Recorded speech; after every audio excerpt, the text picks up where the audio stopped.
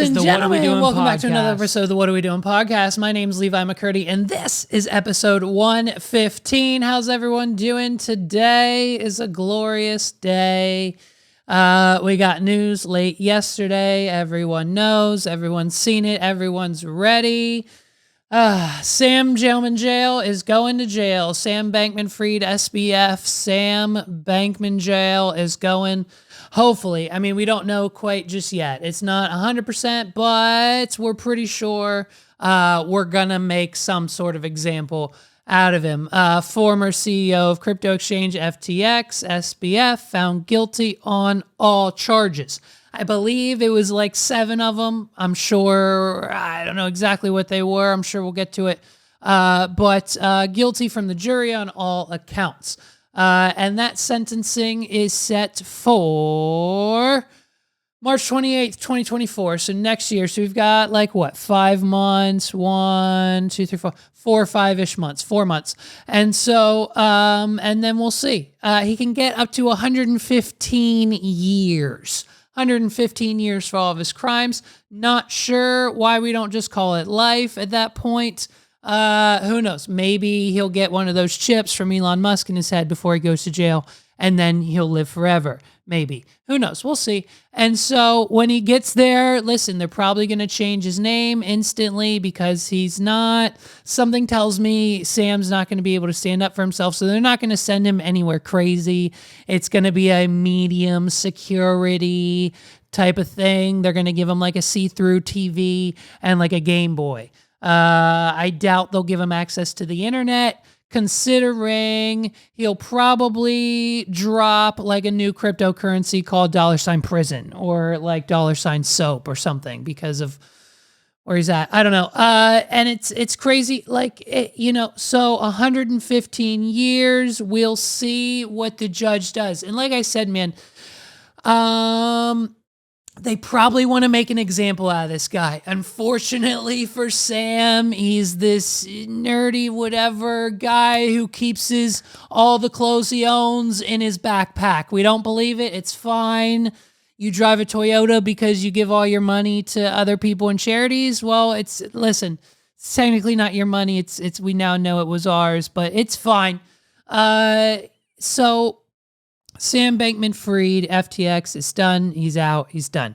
March 28th, we can pretty much determine that they'll then bring down the sentencing. I think maybe I read somewhere he might have like another like 5 charges or something, like something else that we might need to get through in court. I'm not 100% sure, but it's kind of, a jury on Thursday convicted FTX co-founder Sam Bankman-Fried of fraud, conspiracy, and money laundering. The accumulation of the month-long trial that saw the former crypto mogul take the stand in his own defense after his inner circle of friends turned deputies provided damning testimony against him. His girlfriend flipped.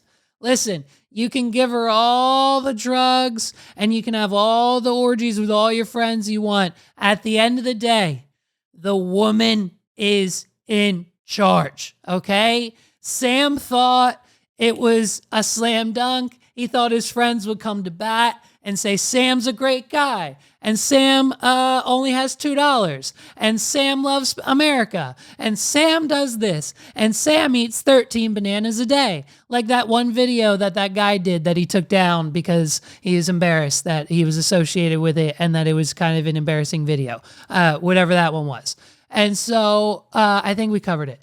And so, but instead, all of his friends got on the stand and were like, yeah, Sam told the people that he wasn't going to spend the money. Then he spent the money. And what did he spend the money on? Oh, it was his other company that was an investment firm to make him even more money on the back end. And that's how we paid for these multi-billion, million-dollar deals with people like Kevin O'Leary and the sports people and the stadiums. And I think the one basketball player he was paying was making like $80 million a year. And it was like a three-year contract. And it only required him to be on like a Zoom call for like 20 minutes or some craziness. Like he only had to do 20 minutes of work and the contract was like a $20 million payout. So it was just an insane amount of real money for them and not a lot of real money gains, but a lot of losses for everyone else. And so I'm 99% positive that the judge here is probably going to want to make an example of that. The decision was reached after less than 5 hours of deliberation. Quick on that deliberation. That's usually, sometimes it takes a few days, sometimes it takes all day, but 5 hours in the room with the jury, that might be quick. It was honestly probably didn't take them the whole 5 hours to come up with that decision. They were probably in there just on their phones a little bit, shooting the shit, having a good time, wasting a couple more hours so they didn't have to go back to work, honestly.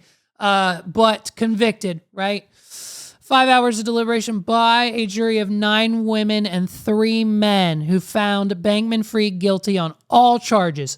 2 counts of wire fraud, 4 counts of conspiracy to commit fraud, and 1 count of conspiracy to commit money laundering. He could be sentenced to a decade in prison, the Wall Street Journal says.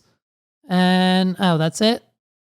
Wait, the Washington Post, I'm sorry, not the Wall Street Journal. The Washington Post, it's just a 2-paragraph. They almost made me pay for this. What is this? I didn't scroll down until now.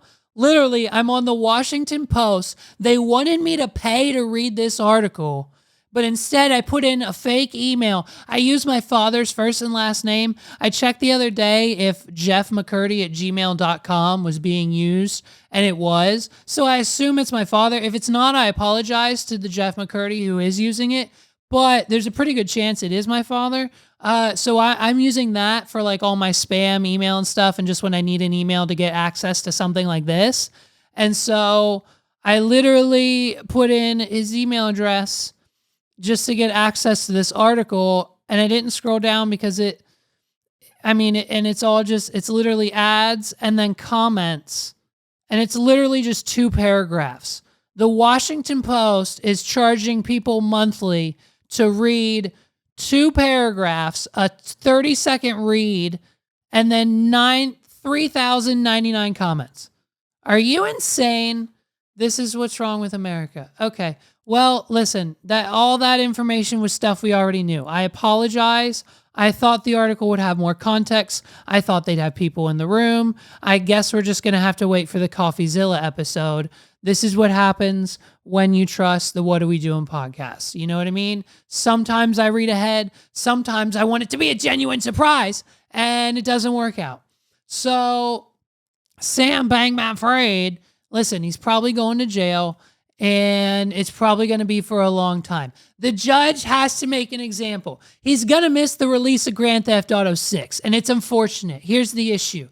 Sam was really looking, he's probably going to ask the judge for a little leniency for that, or he's going to have his people reach out to their people and see what they can do on some sort of back-end deal to get the game released before March 28th so he can download it and play it, maybe legal. I don't know if he's allowed to be on PlayStation. I don't know if he's allowed to have a PlayStation, maybe not the newest one. They might let him have like a PS2 or something. It would be hilarious. It would be absolutely hilarious if they gave him access to like a PS2 and he wasn't actually allowed to play GTA 6. He's probably going to miss the release of Grand Theft Auto 6, and I kind of feel bad for him.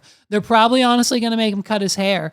That's going to be interesting. I can't wait to see him with the bald head again. Let's shave that whole thing off, at least down past to what we have it now. You know what I mean? The judge, and honestly, should this mean, here's the thing. They found him guilty on all charges. That should mean that the people get their money back. Yeah? Like, because the court and the federal system that's linked to the federal government, like it's like this, like it's a Fed thing. So like they should have it then backed by the United States, like the IRS, the people, the Federal Reserve, maybe? No, that's probably not how the world works. I don't know. But like they should be giving all the people their money back. And like all the people who took the money, like the athletes and the stadiums and the hey, listen, the politicians, the Democratic Party, the Republican Party, all the politicians that took money from this guy, either denounce whatever it is you're running for, or you have to give that money back now. Or the American people need a tax break with that money. I don't know. Everything I say is going to be stupid and people are going to roast me in the comments. But like whatever the situation may be, like let's go and let's figure something out, because dude was spent like we're talking in the hundreds of billions here, people. Like this isn't just like a little teeny tiny thing. But I'm guessing, and this is just a guess here, but I'm betting to guess that because this happened and the way the trial went and the way that his friends took the stand and they flipped on him. Okay? Like you thought they were your, but listen, orgies and drugs and all-nighters and coding and making it so it seemed like that people were making money, but they weren't making money. Like doing all that, dude, like let's call it what it is, and let's call it fraud, conspiracy to commit fraud, wire fraud. Like it's one of the biggest schemes I think in our history. Like maybe it was Madoff.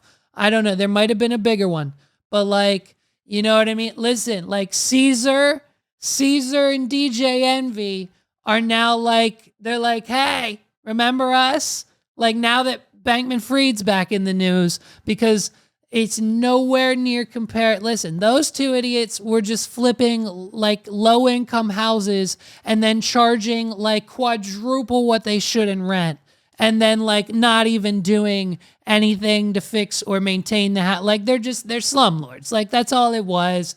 And like, of course, Caesar's on the freaking live stream on Instagram doing like, Envy was just an investor and he didn't know what I was doing and there's nothing on it.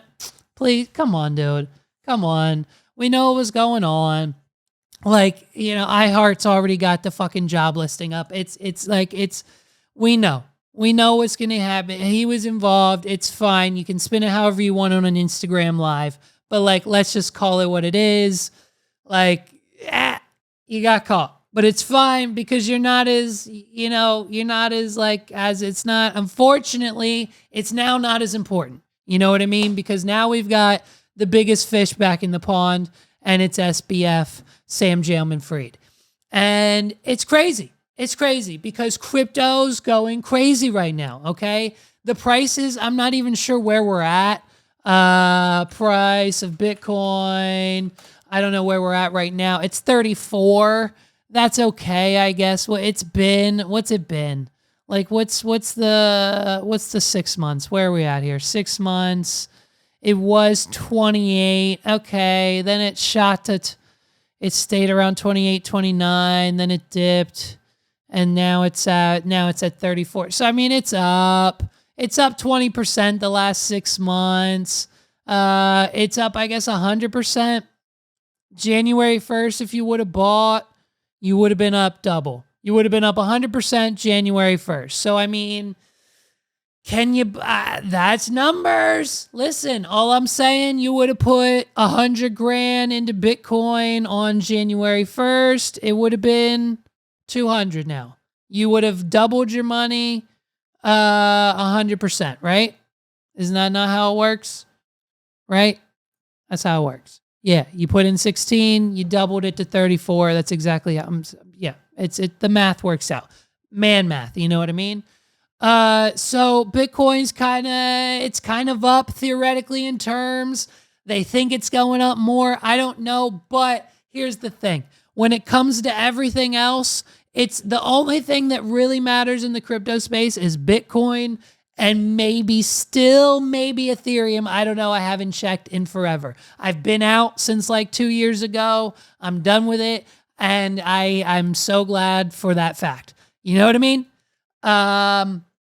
So the market's kind of fluctuating, whatever, but it's not looking good for anything else that's other than Bitcoin and Ethereum right now. all the shit coins. Listen, SafeMoon just got arrested. Okay, the one creator just got arrested. The other one's on the run, and the other one is like probably gonna be found guilty of something and arrested here very, very soon. Like the shit coin that all the celebrities were slinging. We've got let's go ahead. Let's go ahead and name a few, okay? Because listen, if we are demanding that the politicians and the billionaires and the state and everything that SBF did, right? Everything that had the FTX logo on it, the Formula One cars, whatever he was spending our money on, if we got to like do something to get all that back, if we got to have a court process, if we got to have a jury find someone guilty, you know what I mean? Let's call these people to the stand. First up, Jake Paul. Let's get that multimillionaire on the stand. Second up, Soulja Boy. I know we have our feelings about Soulja Boy, but listen, Soulja Boy in the last 5 to 10 years has released more music and more albums than most major rappers have in their career. Soulja Boy's on like a steady 3 album average every year. Like 2020, he dropped 3 albums. 2019, he dropped 3 or 4 albums. 2018, he dropped 3 albums. 2021, he dropped 3 or 4 out. He's on like a world tour right now. He did the whole game console scam in 2020. He's doing. Soulja Boy is a hustler. He's a grinder. He's exactly what every small city rapper, hip hop artist should be. You should be releasing 3 albums a year. That's how you stay relevant. That's how you get 100 million views on The Breakfast Club. That's how you get people to buy fake Chinese game consoles that you slap a sticker on. That's how you get the diamond watches, and that's how you keep the fame. You got one song. You got one hit. Maybe 2, maybe 3, maybe 5, some would argue. But that's how you keep those millions of dollars rolling in. You take deals from scammy crypto companies that offer you anywhere from 6 to 7 figures just to send a tweet and tell your friends and family and your audience that you support SafeMoon, right? So we've got Jake Paul, we've got Soulja Boy. Oh, they got a Backstreet. Oh, we got a BSB. We got a Backstreet Boy, Nick Carter. Get him on the stand, dude. Nick Carter. Wow. They got the Backstreet Boys with the SafeMoon scam. Celebrities Jake Paul, Soulja Boy, Nick Carter, among others, are being sued for being involved in the SafeMoon crypto scheme. Good. Sue them. Take them to court. Claims say they hired stars that made false and misleading statements to encourage fans to invest in the digital coin. SafeMoon LLC, the company behind $SafeMoon token, is facing a lawsuit along with several celebrity promoters for the social media stars allegedly misleading, promoting, selling the fake scheme.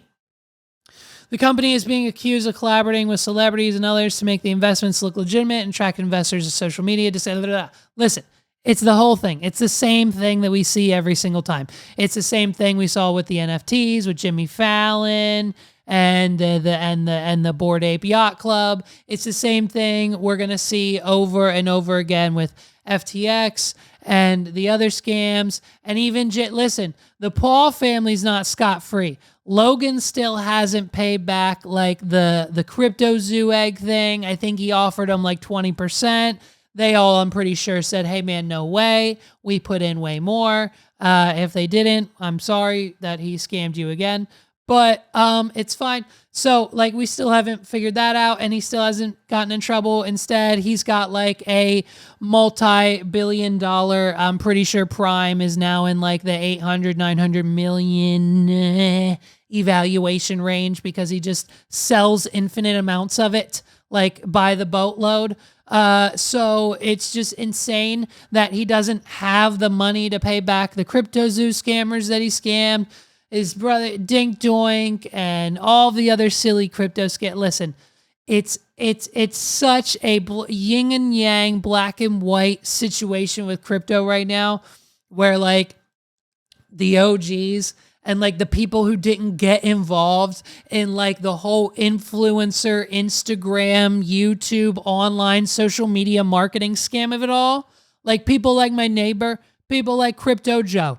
People like Crypto Joe who didn't really listen to the noise. He didn't follow the Twitter, the Elon trends, maybe a little bit. Maybe we dipped our toes in, but like not really. And so he's just had his Bitcoin in the same wallet, in the same drive forever now. Like he's bought Subway with it. He's used it for like the last 10, 15 years now. And like, he's just held on to it because he believes one day it'll be worth maybe a fortune. And so like, he didn't get caught up in the whole scheme of it all. He didn't get caught up in the whole Super Bowl ad, Dogecoin to $1. We were all supposed to get rich, but it did the opposite of what it was supposed to do.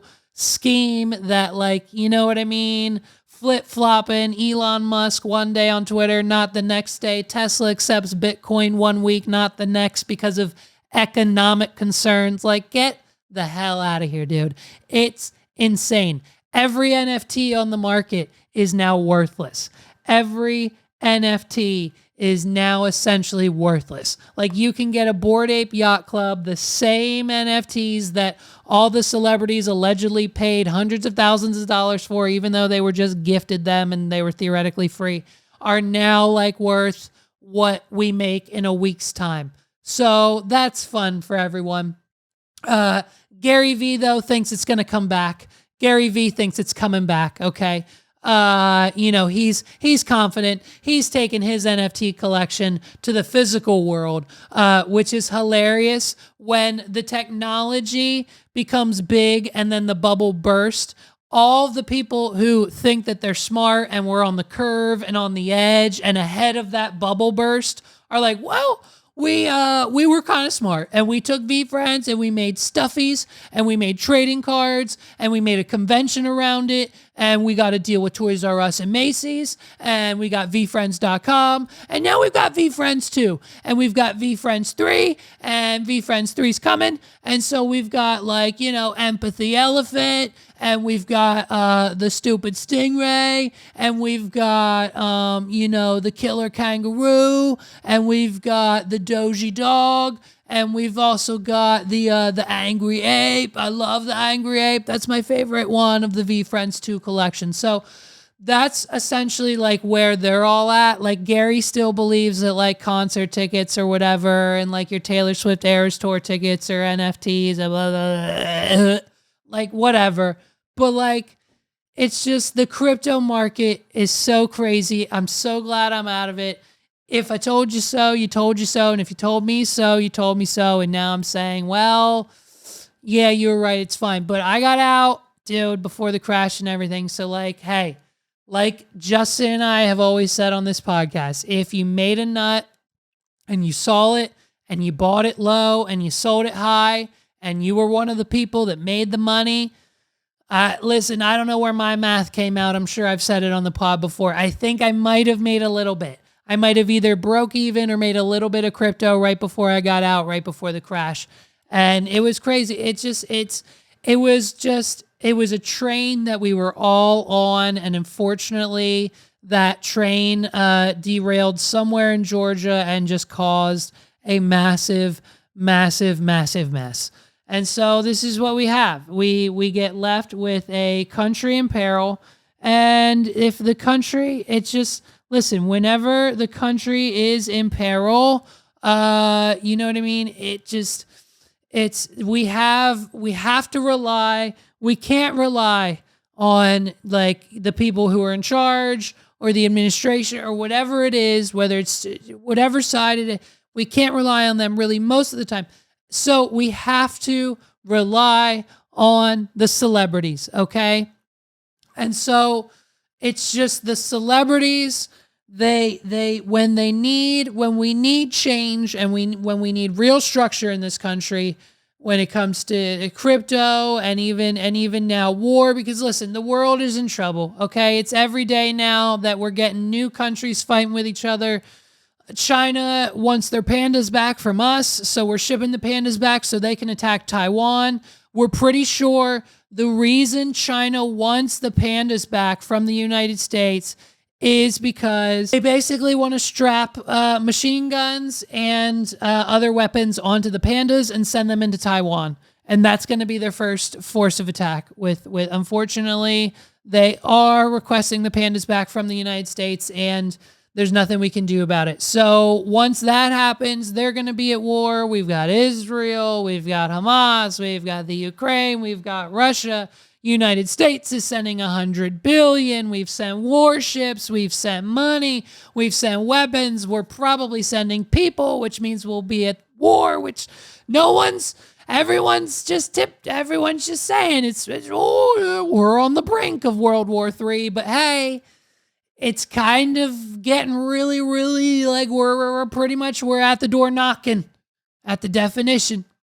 You know what I mean? So what better way to try to put a stop to all that than getting the likes of Gal Gadot, Jerry Seinfeld, Jamie Lee Curtis, and Chris Pine to write a letter to the President of the United States and all of his friends. If we simply write a letter and get all of the A through C list celebrities to sign it, I'm positive this is probably going to work. The president will 1000% stop the war and all evil. And I think if we get enough celebrities to sign it, potentially world peace. Okay, I don't know why we didn't think of this years ago, but here we are. Okay, listen, I remember getting walked home from the 4th grade English class halfway through the day on September 11th, 2001. Okay, I was confused on what was going on. No one would tell us. The teachers didn't say anything. They turned off the TVs. They wouldn't let us do anything. They said, just kids, just sit still. We're not sure. Just your parents are probably coming. We're not sure if your parents are coming. We don't know what's going on. They didn't tell us a thing. Mom ends up walking us home halfway through the day. We're scared. It's September 11th. And so my mom, the only thing she told us, I will never forget this. We were right there, ready to cross the street, almost to the house. She said, all I can tell you kids is that something bad just happened, and we're waiting on George Clooney, Brad Pitt, and the rest of the cast of Ocean's 11 and 150 of their friends to draft a statement and send a letter to George Bush. And so other Hollywood figures who signed this open letter included Deborah Messing, Brian Lord, Richard Lovett, Ryan Murphy, Zachary Levi, Sharon Osbourne, Tracy Ann Oberman, George Lopez, Phil Rossethal, McKee Pfeiffer, Diane Warren, let's see, I can't even read half of these names. Jody Garrison, Mark Hamill, Star Wars dude, Rick Yorn, Howie Mandel, god damn it, Howie, Sherry Lacing, Rick Yorn, Tom Rothen, Julian, Anthony, so many. So listen, once Biden gets this letter, we're pretty much, we can guarantee the war is going to be over. Okay. And you know exactly when he gets it, his people are going to go up to, Sir, President Biden, Sir President, sir, we have a letter. We have a letter here for you. About 700 celebrities signed it, and they want us to stop the war in the Middle East. And Biden goes, what? A letter? What's a letter? Oh, folks, I haven't gotten a letter in how long's it been, Jill? How many years has it been since we've gotten a letter? And so, listen, if you're one of the 700 idiots who signed the letter, look, they didn't sign it. If you actually think that Howie Mandel and all of his friends, Mark Hamill, if you actually think they actually physically said, yep, I'm going over to his house tomorrow and I'm signing it. And then we're going to take it to Jennifer Aniston, and then all of her friends are going to sign it. Then she's going to take it over to the guy from John Stamos' house. And then all of his people are going to listen. All of their agents said, hey, they're drafting a letter. Do you want to put your name on it and say you signed it? And then they go, yeah, sure. Why not? Sure. Yeah. Stop the war. Stop violence. Let's have peace. Yeah, sure. Yep. Tell them we signed. And then they digitally put it in. That's exactly what it was. It's not, no one actually signed it. But listen, here's the thing. why don't you step out of your shell? Instead of just signing a letter, why don't you hit the streets? Get some good PR under your belt, okay? Hit the streets and do something that matters. You know what I mean? Like perfect example, instead of signing the letter, do something that has meaning. Like, take a page out of Flavor Flav's book. If you want to support this country in the best way you can, take a page out of Flavor Flav's book and sing the national anthem at a basketball game. Okay? That's how you show your support. That's how we get world peace. We let you sing the national anthem. Let's get Howie Mandel at the next basketball game, and then Howie Mandel can sing the national anthem. Okay? Here's Flavor Flav. Say, can you see by the dawn?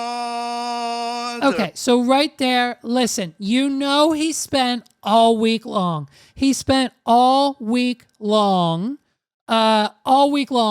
Practicing for this moment. He was practicing in the mirror. Oh, it sounds awful. They couldn't get him an auto-tune mic, just like Enrique Iglesias. At the home of the brave,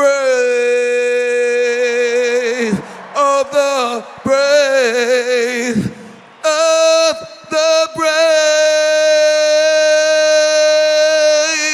Ladies and gentlemen, it's cold out, okay? I know you felt that weather in central PA these last week. Okay, those temperatures went from like 70 all the way down to like 40, 50. So it's a little cold out.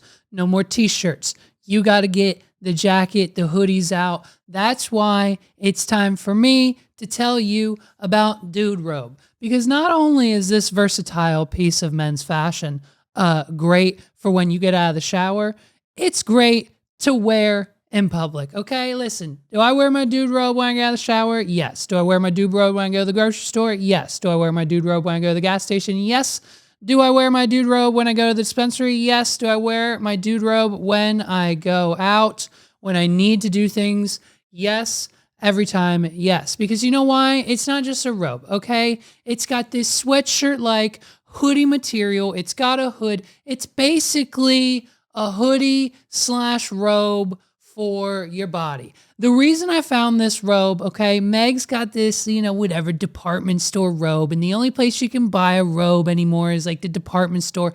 They have like one option at Target. Like, it's just weird. Like, the robe category for men especially is lackluster. So Meg's got this like comfy, Coogee robe, you know what I mean, from the department store from Sandy for Christmas one year. And I was like, I'm a man now. I need a robe, okay? I was 31 at the time. I finally decided it was time for me to get a robe. So I searched online because I like the hoodie material. And we have a blanket downstairs from, we got it like 10 to 15 years ago from the Ocean State Boardwalk. And it's a hoodie material. And it's like one of our favorite blankets because it's that hoodie material. So when I searched online and I found Dude Robe, and I discovered that they were also on Shark Tank, I knew this was a company that we not only had to reach out to and work with, but someone we needed to give some of our money to. Listen, I've got one on me now. Megs has a gray one downstairs. Justin wears his pretty much all the time. We love our dude robes here at the What Are We Doing podcast. Here's what you got. You've got the style of a traditional robe, but with a few upgrades and modifications. First of all, peep the hood. You want to rock the hood? It's a little extra chilly outside in the morning when you're walking the dog. Throw the hood up. You've got adjustable pull strings here for the hood. You've also got attached tie-offs, okay? No more losing these things in the wash or in the hamper or wherever they are. They're attached. They don't go anywhere. You tie it right up every time, anytime. You got outside pockets for things to put in. You've also got an inside pocket for all your fun gadgets and things and phones and other stuff. You know what I mean? You've also got these cuffs on the sleeves. They're not big floppy arm cuffs like most robes. They're the nice, semi-tight hoodie material sleeves. You've got towel material on the inside in case you're getting out of the shower or just want to stay a little extra warm. Hoodie material on the outside for that fabulous finish. The dude robe is something that everyone in your house should have on them at not all times, but most of the time. Okay? So if you do not have dude robe, and listen, they don't just have these robes, people. They've got the lounge pants, they got the shorts, they got the slippers, they've got the whole getup. You want the whole attire, you're going to go to duderobe.com. It's that simple, duderobe.com. They were on Shark Tank. I've said that already, but you need to know, okay? These guys are serious. They've got the deal. And if you go to duderobe.com and punch in that promo code WAD, that's WAWD at checkout. This is not a WADPod domain. You're going straight to duderobe.com. We did our due diligence on this one, people. You're going right to the source. Duderobe.com, DUDEROBE.com, and use promo code WAD, WAWD at checkout, and you're going to save 20%. I think you're going to save 20%. I'm pretty sure that's the deal. Promo code WAD, WAWD at checkout. You know what?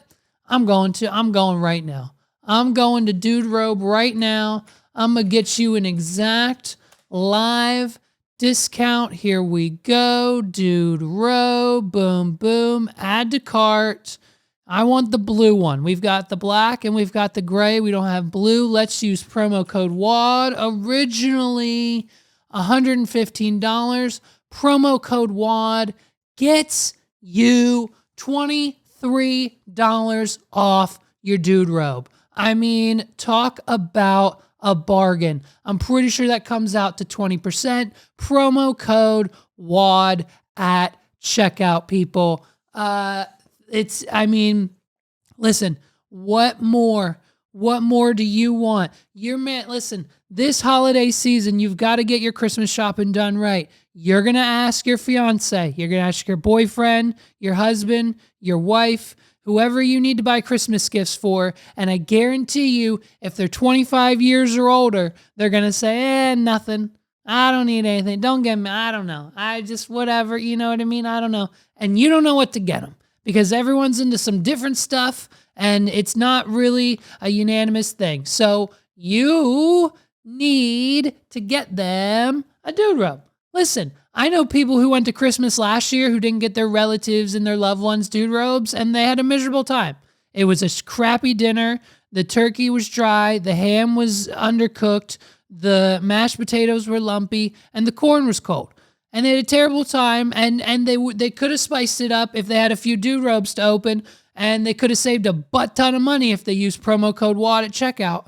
I mean, even if you get them the hoodie, you get them the dude robe, okay? Maybe you want that combo. Maybe they're in a shorts. Get yourself the dude robe, get them the robe short combo, and when we toss in that promo code WAD, you're looking at a savings of over $50, babe. I'm telling you what, if I find out you went to duderobe.com and forgot to type in that promo code and there's nothing they can do about it on the back end and you didn't save this money this holiday season, I mean, talk about a major letdown, dude. So what I need you to do is go to duderobe.com, and once you're done building up that cart, you want them slides, toss them in there, get them. You might as well. You're getting the shorts, you're getting the robe, you might as well get the slides with it.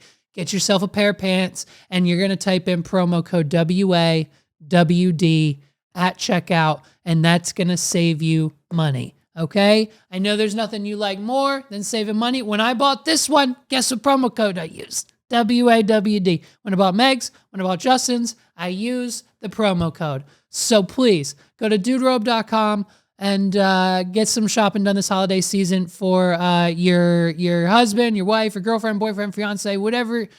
This gift is perfect for anyone. If they tell you they don't know what they want or they can't make up their mind or you just want to get them something that's super cool that they'll wear, they'll use it.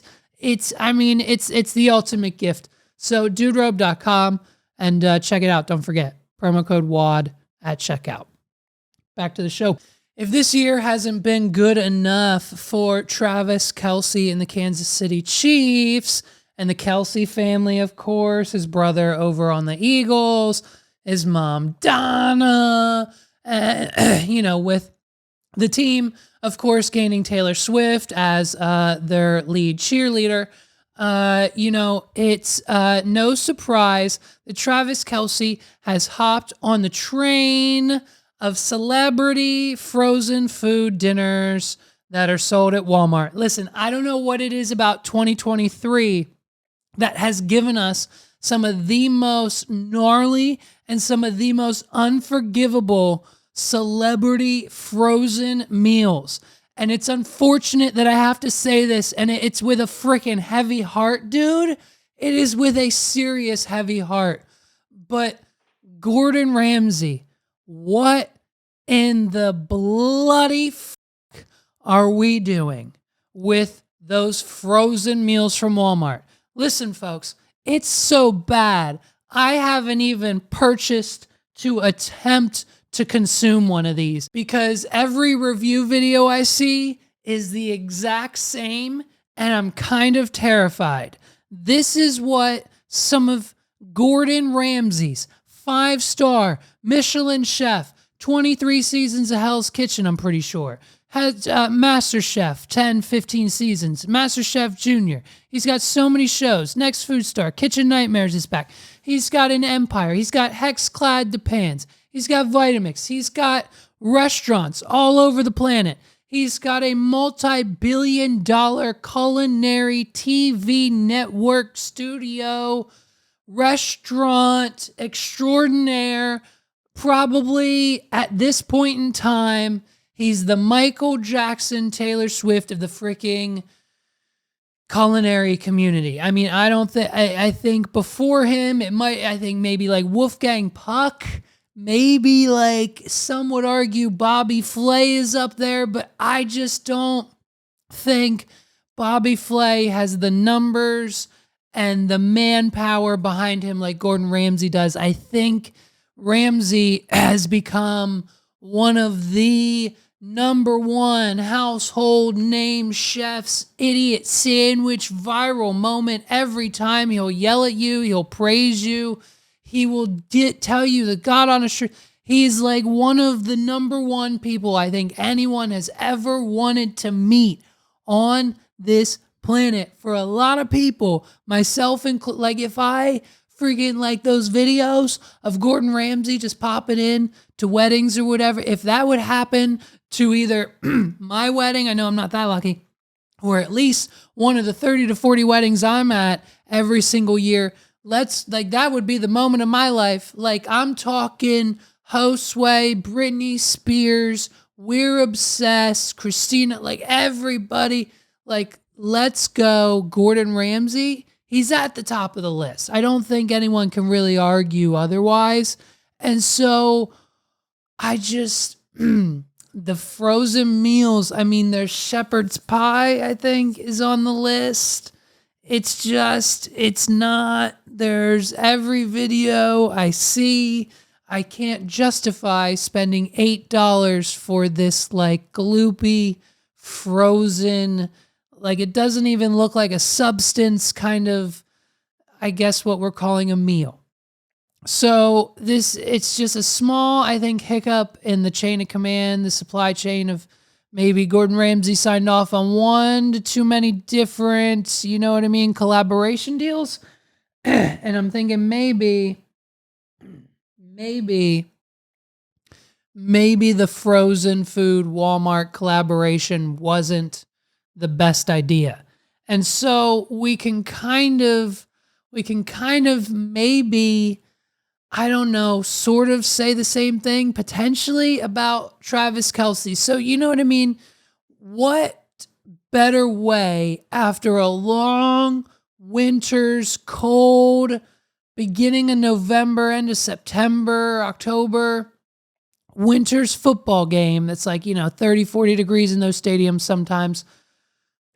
After a long winter's football game, what is Taylor's favorite thing to do, right? Like Taylor loves nothing more than to just cuddle up under a warm blanket in front of a fire, sipping some hot tea while dinner is being cooked in the microwave in the kitchen by Travis.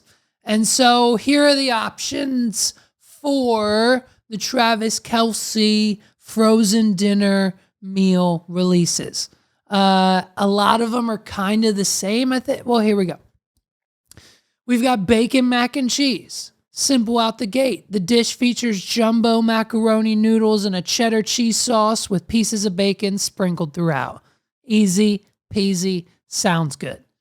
Brisket, burnt ends, and barbecue sauce. Listen, this burnt ends fad that everyone's trying to spin up here, this new thing that we're trying to do at every restaurant with the burnt end sandwiches and the burnt ends and the mac and cheese, it has to be done perfectly. You have to let it cook for like 24 to 48 hours. You have to smoke it right. You have to sauce it right. You can't just be a fast food, whatever. You can't just have mediocre burnt ends. If they're nasty, they're nasty. But if they're good, they're good. So I don't know how we're supposed to feel about the frozen, microwavable brisket, burnt ends, and barbecue sauce. The taste of these burnt ends was described as smoky and caramelized. Okay. And then again, brisket burnt ends with mac and cheese. Not sure why that's just a completely separate dish. So I guess the burnt ends with barbecue sauce is supposed to be like an entree dish, and maybe the burnt ends with mac and cheese is just like a lunch. The dish has chunks of burnt ends and jumbo mac and cheese noodles blended together, much like the first dish, minus the bacon. Sliced brisket and barbecue sauce. Okay. Traditional Kansas City style barbecue, of course. Barbecue baked beans with sausage, barbecue backed black beans and white kidney beans with brown sugar, onion, pork sausage, and bacon. That sounds interesting. I'm wondering how good that actually tastes. Baked beans with burnt ends, and again, just the beans with burnt ends combo. Okay. So, I mean, it's interesting. I doubt we'll make a trip to Walmart to pick one of these up. Maybe if you have, let me know in the comments if you like it. It's kind of, listen, we'll eat a frozen mac. We'll pick up a lean cuisine mac and cheese and heat that up every once in a while. You can't really go wrong with a frozen mac and cheese. I mean, I've been known to, I'll eat a kid's cuisine like once a year. I'll get a little tickle at the grocery store and pick up a kid's cuisine if it's on sale or something, 2 for $4, whatever. Like I'll get a Lunchables. I'll eat the little cracker sandwiches with the little fake meat and cheese slices with the crackers. And you get a little candy bar. Why not? If it's on sale, if it's $1 or whatever, sure, we'll pick one up for nostalgia reasons, and then we'll get the little pepperoni pizzas with the sauce, and you eat it cold, and you eat it in like 2 or 3 bites, and it's delicious. So, you know what I mean? We'll eat some frozen mac and cheese from time to time. It's not terrible, every brand. Some brands are terrible. Some brands, I'll mention any names. Know what I mean? Stouffer's. But it's crazy. But like, you know, sometimes we'll get them. So we'll see if Travis Kelce's are good. I know I can't. I won't bring myself to do Ramsey. I won't do it, people. I won't do it. I really won't.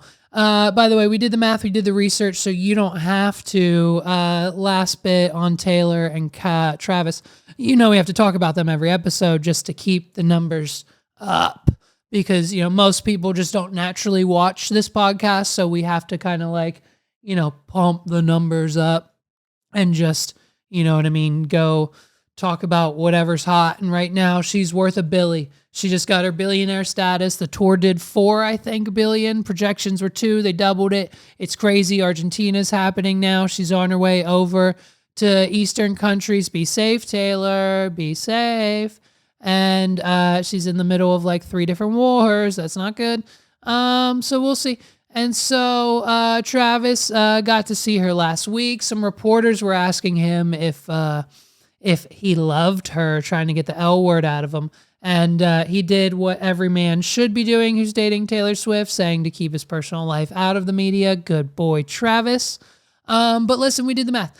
February 10th, if the Kansas City Chiefs make it to the Super Bowl, the biggest freaking question is Taylor going to show up in Vegas? And so February 10th, she's in Tokyo, Japan. She's in Tokyo, Japan on February 10th. And so if she leaves from Tokyo after midnight, you know what I mean? And goes all the way to LAX, and then hop skip over to Vegas, she'll be there around 10:30, 11 p.m. on February 10th. She actually gains back an hour or two when she lands in the United States due to the time difference, right? So she'll have a full 24-hour, almost-ish, a full night's sleep, half a day of sleep recovery before she has to go get ready to go to the Super Bowl if Travis Kelce or his brother from the Eagles, because they're the only team with one loss so far in the league this year. So they're on track to go. So one of the Kelce's potentially might be in the Super Bowl. Basically, she would have plenty of time to get there from Tokyo to attend if Travis were to be playing. And and we looked, and there is in fact a flight from whereabouts she'll be in Japan to LA on February 10th with available seats and tickets. So she can make it. She can make it back if we have to have Taylor at the Super Bowl and save the day. If Taylor shows up to the Super Bowl, it may or may not be one of the biggest events of all time. Like if the Kansas City Chiefs make it into the Super Bowl this year, and anyone from any type of semi-reliable source tells the NFL that she will be at the Super Bowl, like she's doing this plan. She has a show in Tokyo the day before, but she's hopping on a red eye and flying straight to LA and then quick hop over to Vegas for the Super Bowl. It might be the biggest thing of all time. Taylor Swift may or may not upstage Usher at this year's Super Bowl halftime show. Like, it's one of those things that's potentially possible, and I think we're all waiting to see if it'll happen. I highly doubt it. But if it does, monumental history, you never know. So these freaking, oh man, these kids, they're on the show now, right? She'll go to her dad. She'll be the entire Kardashian family, they're doing the Hulu show again, the Kardashians or whatever, they got a new season out. And so the kids are on the show. The kids are grown. Like the Northwest and the Stars and the Fantasias of the Kardashian family, they're all grown up now. They're 10, 12, however many years old, and they're on the show. Because guess what? They want their money too. They want to start making money just like mommy and daddy. And so the kids are there. Well, we have now discovered due to clips and everything else, the kids are there to keep these Kardashian women humble. Here's a clip. Let's take a look. It's quite interesting what's going on. North, she'll go to her dad. She'll be like, Dad is the best. He has it all figured out. He doesn't have a nanny. He doesn't have a chef. He doesn't have security. He lives in an apartment. And she'll start crying. Why don't you have an apartment? I can't believe we don't have an apartment. Kanye West is living a simple divorced dad's life with an apartment. I mean, this is typical. This is typical, people. This is exactly what my father did. As soon as Jeff and Sandy told us they were getting a divorce, and then like we would get through Christmas that year and then through New Year's, and then come January 1st, the house was sold, and then we all went our separate ways. That's exactly what Jeff did. Jeff had an apartment that couldn't have cost him more than $400 or $500 a month. He had a futon mattress, no frame, just a mattress in one room with a TV on the floor, and I think a VCR attached to it. No, he might have had it on like a corner bookshelf type of thing. It might have been on a small shelf. I'm not sure about the TV on the shelf or on the floor, but all I know is it had a VHS tape, and the only VHS tape Sandy let him keep, because Sandy was keeping those Disney movies because one day they were going to be worth something, just like the Beanie Babies, okay? Except someone must have forgot because we sold them at a yard sale for like $1. So thanks for that.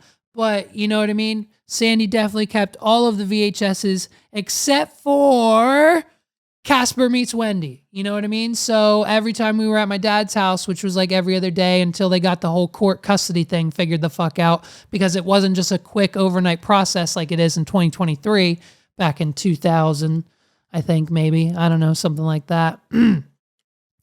2001, 2002, I don't know. And so they, you know what I mean? Dad's apartment was basically that. We didn't have a chef. We didn't have a nanny. We didn't have anything. It was just, we had a futon mattress, a TV with a VHS tape, and that was it. There wasn't really any other furniture or anything because Mom pretty much took everything to force. And so he took us out a lot. You know what I mean? We went to like the movies a lot, and we went out to dinner, and we went to McDonald's a lot, and just did stuff outside the house a lot because his apartment was kind of boring and depressing because he didn't have money for furniture. Something, I don't know. I'm not sure. No one ever really told us the story, but I'm pretty sure that's how it happened. But can you believe it? Can you believe it? We don't have an apartment. These Kardashian children are so established in this lifestyle that they are begging for an ounce of normalcy, where to the point now that the almost teenage daughter of Kim Kardashian and Kanye West are literally begging to go to her father's house, who has decided to live a semi-normal life while he figures some shit out, and not have a chef and a butler waiting on him hand and foot, and security guards and cameras and a gate and a lock and a code and this and that. The child is literally crying because they are under so much pressure and just watched and filmed and expected to do whatever it is that Kim and the rest of the adult family tells them to do, because if they mess up this contract with Hulu and Disney and whoever else owns the damn company now, I think Disney just bought the rest of Hulu for like $10 billion. It's fine. They're going to take over the world one day, either them or Apple. We just got to figure out who decides to, pull the trigger first.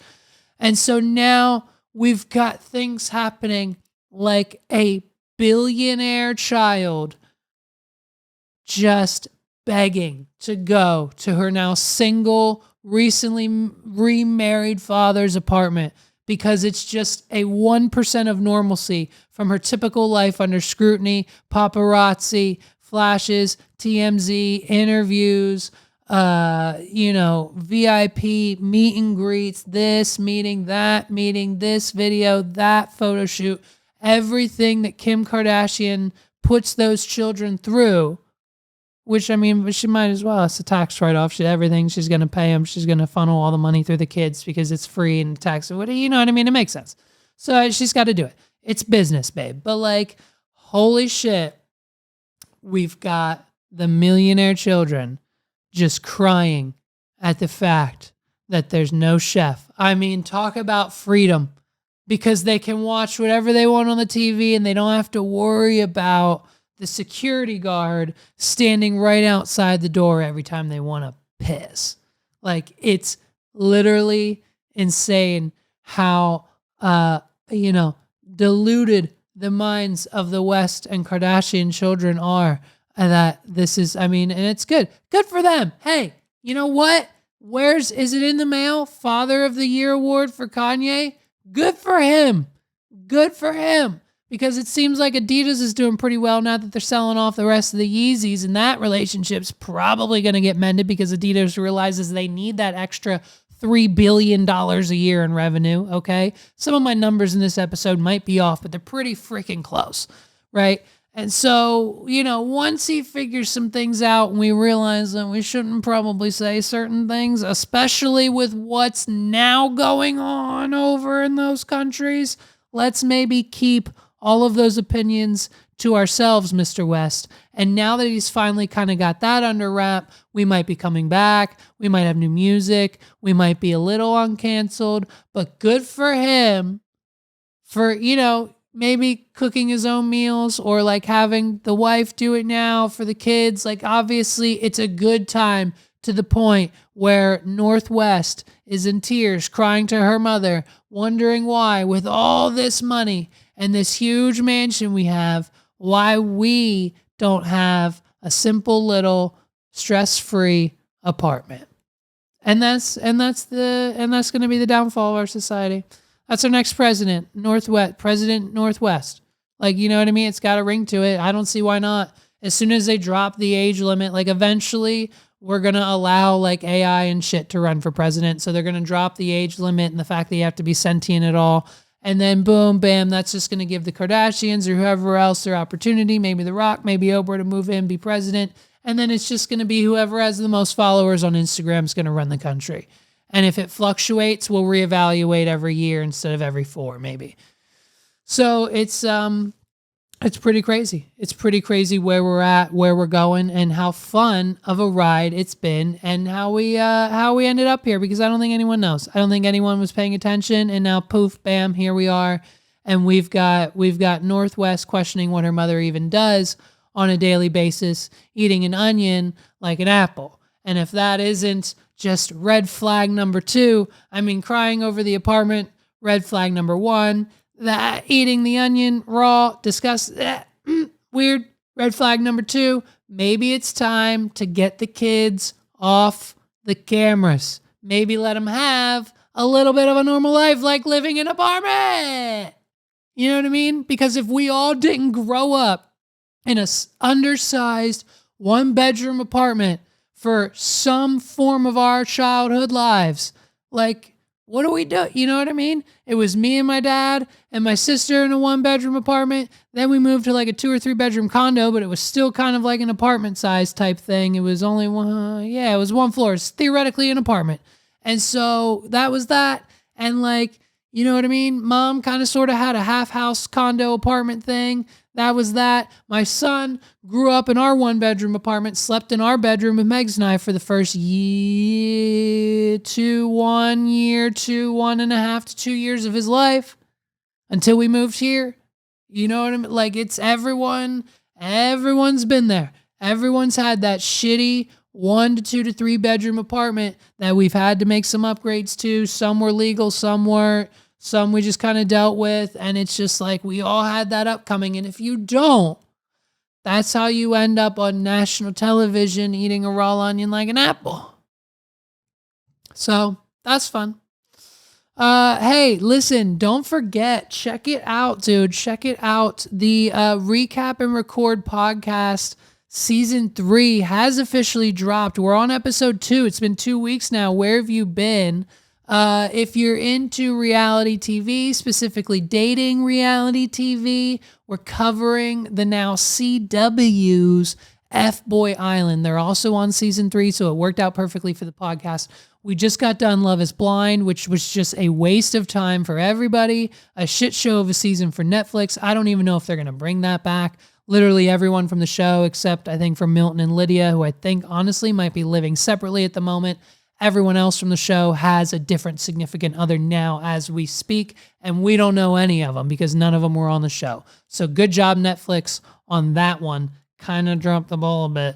So we moved on to a better and little bit kind of sluttier reality dating show, F-Boy Island. So there's like 24 dudes. Some of them are F-boys. Some of them are nice guys. And we've got Katie, Daniela, and Haley, the 3 beautiful women who are there to date them and determine who's nice, who's an F-boy. And if they figure that out, they'll either split the money with a nice guy or the F-boy will take it all, unless at the end there's a twist and one of them's actually an F-girl and just takes all the money for herself and doesn't pick anyone. Because I guess that happened like last season or something. So it's been insane. So if you haven't seen any of those recent episodes of the Recap and Record podcast, they're here on YouTube, Spotify, iTunes, everywhere you can get this podcast, everywhere you can get the 280 Plus podcast. Check it out. I might put in like a small clip of the podcast here. If I do, I hope you enjoy it. And if you're looking for a new podcast to check out besides Recap and Record and this, what are we doing? Dude, check out Los. check out Los over at 280 Plus. Not only is this man dropping a main episode a week, this man's also dropping a recap of an NBC horror show with another friend of his, lady friend of his, I think by the name of Johnny, and that's his co-host over there. That's a bonus episode for 280 Plus. We're working on whether it, if it's going to continue, we might put it on the recap and record channel. Who knows? We'll see. And so he's doing that. I'm doing my show every week. We're doing recap and record every week. Ladies and gentlemen, that's like 6 hours. That's like 5 or 6 hours of content and footage and clipping and shorts and reels and vertical content and stories and Instagram posts and Facebook posts and videos and YouTube shorts and YouTube clips and the full episodes and the audio versions and everything else that we need to do to promote and push it. It is exhausting. So please hit the subscribe button, hit the like button, go over to Los at 280 Plus, check out all the stuff he's doing. He's doing interviews. He's doing multiple recaps of multiple shows with me and other friends. I mean, we are putting in the work this winter. It's work week winter, babes. You know what I mean? No days off. So please check those out. Here's a little clip. I'll throw in a little clip of the Recap and Record podcast here. I hope you enjoy it. And I mean, if you haven't seen any episodes of F-Boy Island, I'll try not to make it a spoiler, but I mean, even if it is, folks, it's fun. Check it out. It's a CW. You can get the app on your phone, on your tablet, laptop, whatever device. If you have one, or any smart TV, the CW app is available. And you can watch the entire season so far and past seasons if you want for completely free. The CW is a free app for everyone to use. So watch along with us. It's now on Fridays. It's out today. I think tonight it premieres again. They moved it from Mondays to Fridays. So our schedule now is a little shifted, but check it out. The Recap and Record podcast, 280 Plus podcast. What Are We Doing podcast.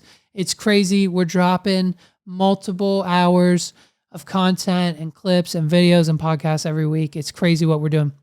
So hit the like button, thumbs up whenever you see photos or promo or clips. It's free and it really helps out and it supports us without any monetary value. But just know when we see those likes and get those notifications, Los and I, we A, definitely appreciate it, and B, it boosts self-esteem, and C, it helps the algorithm and gets us more views and followers, and people find the show and it better spreads the message and just kind of, helps and makes sense, and it's what you're supposed to do. So please like, share, subscribe, do what you need to do to help us out, and enjoy this clip of the Recap and Record podcast for F-Boy Island Season 3. Yeah, shout out to Katie Thurston, though. What's up with bro? Listen, bro, you got me in trouble, fam. You got me in fucking trouble. You got me in trouble with a real cute celebrity. Listen, I listened back to the clip. And I didn't say it. I just said, all I said was she's okay and she's a safe choice. I still think she's extremely attractive. And now, one, she's probably not going to come on the podcast because of me. And two, if she does, I'm going to have to simp up and apologize for the first 30 minutes because you know what I mean? We don't know if she saw the clip where you said safe choice, though. We don't know that. We don't know that. Well, we know that she saw, us talk. And granted, that was Opus. Opus put You that, did. you know what I mean? Hey. Created that. And because, I realized, I was like, I didn't talk in that clip at all. So now I'm in the doghouse with Katie. I said like 2 words in that clip. I was like, yeah, exactly. Like I didn't say anything. And I was like, oh, this is a Levi clip. That's fine. So I think what needs to happen is that would be dope. I mean, listen, they were all 3 of the girls were on like the official F-Boy Island Instagram live last night. I watched that for like a second. And so they're into it. So I mean, listen, if you pull that Mercedes card, I feel like we could get whoever on the pod. So I mean, let's start reaching out and pull some spots. I'm down. I know because I tagged Danny in the post and he liked it, so I was like, okay, all right. So and that's the thing though, it's like it's you kind of have to follow people to be like for them to feel like, oh, I'm gonna repost your shit. You know what I'm saying? Whatever. So, but I don't want to follow the whole damn cast. Like, I mean, or you could just make that like a seasonal task kind of seasonal thing. task, yeah. And then unfollow them, maybe. I don't know. Ladies and gentlemen, this has been another wonderful long episode of the What Are We Doing podcast. My name's Levi McCurdy. Please, if you haven't done so already, check out our friends at duderobe@duderobe.com. And when you check out, you're going to save a bunch of percentage off your entire purchase with promo code WAD, W-A-W-D at checkout. It's going to be great this holiday season when you go to duderobe.com. If you haven't done so already, check us out on YouTube. If that's where you're watching us now and you haven't done so, click that big, beautiful red like button below. Subscribe, hit the bell, hit the like button, hit the notification thing. You know what to do. Support the channel. We're almost, I think, at 1170 maybe. I think we're at like 1169. I honestly think that might be where we're at subscriber-wise. So please help us out. If you haven't done so already, hit subscribe, hit the like, check us out, wadpod.com/links. This has been episode 115. My name's Levi McCurdy. I'll catch you guys next week, and we'll talk about whatever the hell Taylor Swift or Britney Spears or Beyonce or one of the other female pop stars does. Why has this become a female pop star podcast? Holy shit. Oh my God, we've got to switch it up. I got to get some testosterone in here. I'm going to work on getting some guests, and maybe we'll do a switch up from these female pop star stories. Thank you guys so much. We'll catch you later. Until next time. Peace out, everybody.